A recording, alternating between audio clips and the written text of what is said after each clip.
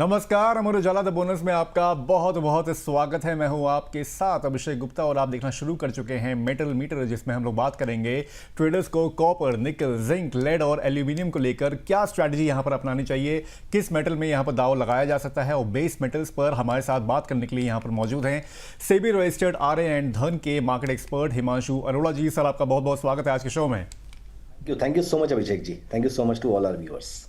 चलिए, base metals की बात करने से पहले एक बार देख लेते हैं कि बेस मेटल्स का हाल क्या चल रहा है अभी फिलहाल। अगर हम लोग प्राइसेस की बात करें तो फिर पांचों बेस मेटल्स की यहाँ पर हम लोग बात करेंगे। एक बार यहाँ पर स्क्रीन पर उसके भाव देख लेते हैं।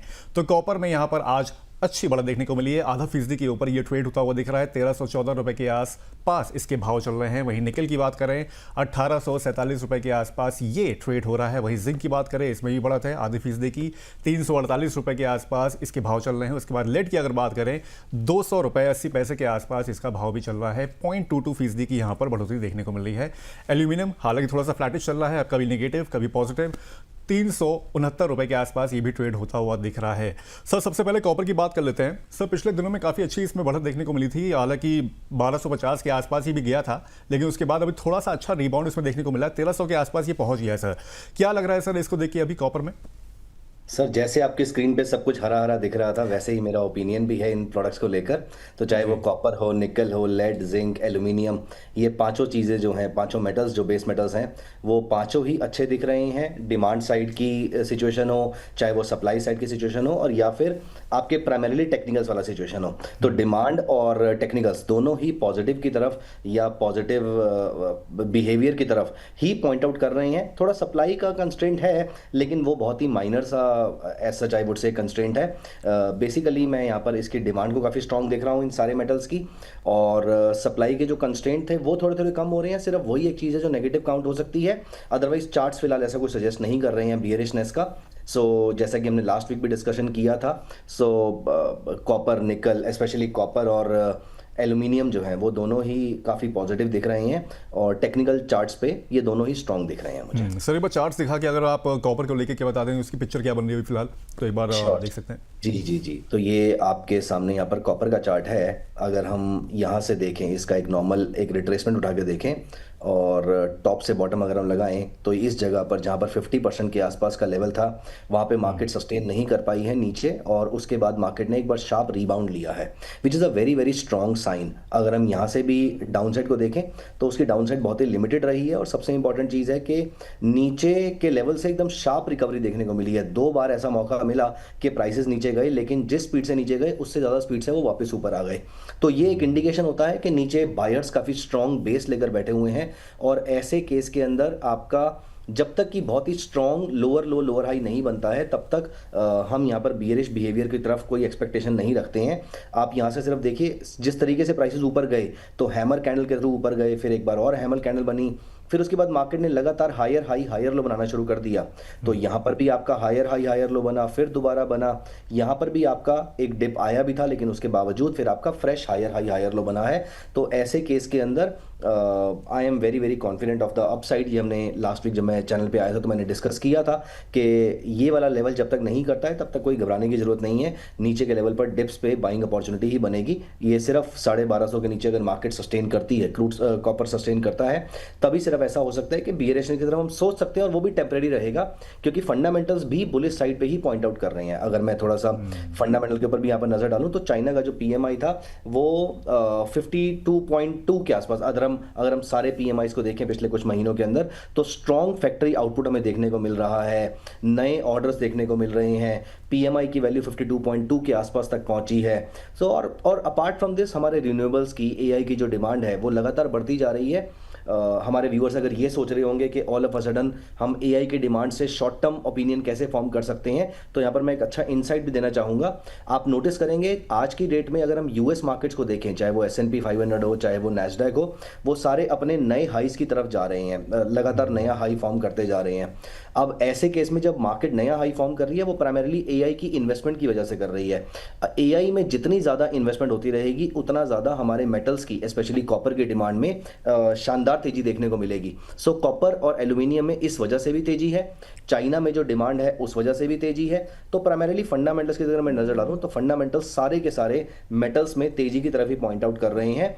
मैंने लास्ट वीक भी जब थर्सडे सुबह हम यहाँ पर मिले थे तो मैंने एक पॉइंट बोला था कि कॉपर में जितनी वीकनेस आनी थी, जो एक अभी रिसेंटली हमें डाउन साइड देखने को मिली थी, वो जितनी वीकनेस आनी थी वो ब्रॉडर लेवल पर आ चुकी है। अब छोटी मोटी अगर कोई प्राइसेस में करेक्शन दिखे तो दिखे, अदरवाइज वो जो रिसेंट लो हमारे लगे थे वो अभी नियर टर्म में टच होंगे, इसके चांसेस बहुत लो हैं। और बाकी सारे मेटल्स की भी अगर हम बात करें, सिर्फ कॉपर की नहीं, निकल में भी इंडोनेशिया की तरफ से सप्लाई का रिस्क आ गया है। एल्यूमिनियम का भी कैपेसिटी कैप लग गई है उसके ऊपर, और 45.5 मिलियन मेट्रिक टन्स के आसपास की उन्होंने कैप लगा दी है।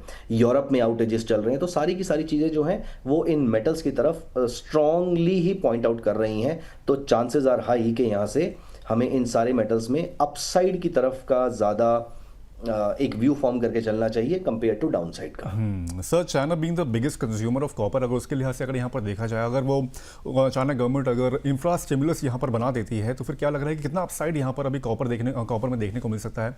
ऑब्वियसली बात है कि ज़्यादातर वैसे प्रोडक्शंस बढ़ रहे हैं, उसकी डिमांड्स बढ़ रही हैं, एआई का भी आपने यहाँ पर जिक्र किया, लेकिन चाइना को सेंटर में रखते हुए यहाँ पर क्या लग रहा है कि कितना अपसाइड अभी आगे चल के इसमें देखने को मिल सकता है?